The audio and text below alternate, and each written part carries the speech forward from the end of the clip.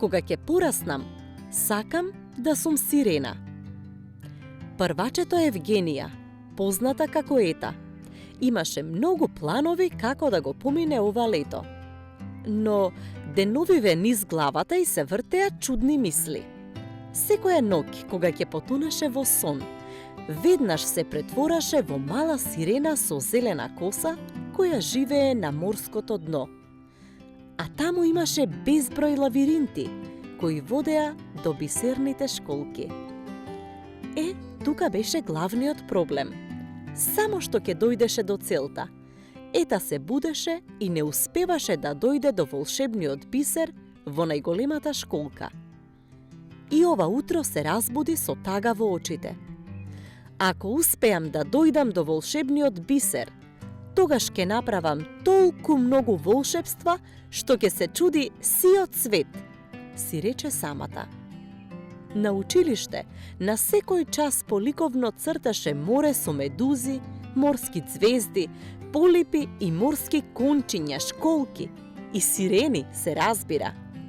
Ета, рече еден ден наставничката, мене ми се чини дека ти најмногу од сите нас посакуваш што побрзо да дојде летото. Во право ли сум? Праша таа.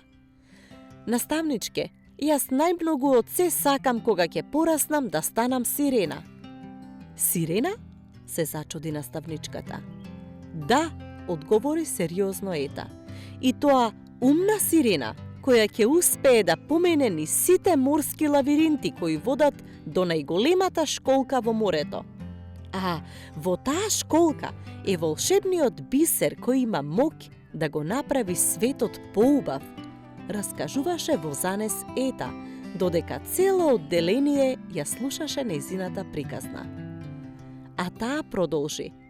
Тогаш би направила толку многу чуда, што светот ќе биде толку шарен и убав, како сон, како бајка ќе биде.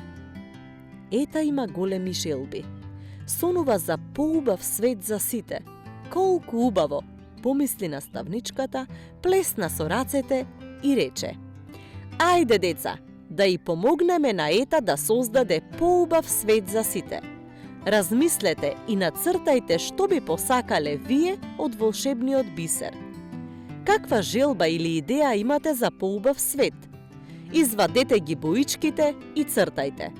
Потоа ќе направиме мала изложба за крајот на учебната година. Ќе ја наречеме Поубав свет за сите. Ета погледна во наставничката, па во другарчињата, како да се беше разбудила од сон и рече: Ама наставничке, јас навистина сакам да станам сирена кога ќе пораснам, затоа што знам дека таму некаде во морето постои школка со волшебен бисер, кој ќе направи децата да имаат повеќе денови за играње, а помалку за учење.